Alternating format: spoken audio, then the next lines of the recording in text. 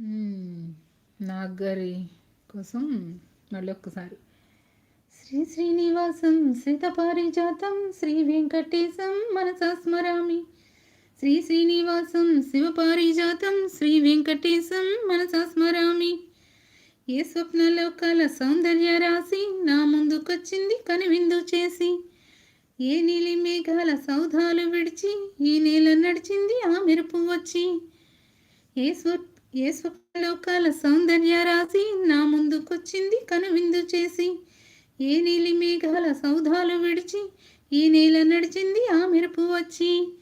తళ తళ తారక మెలికల మేనక మనసున చేరెగా కలగల కానుక కొత్తగా కోరిక చిగురులు వేయగా. ఏ స్వప్నలోకాల సౌందర్య రాశి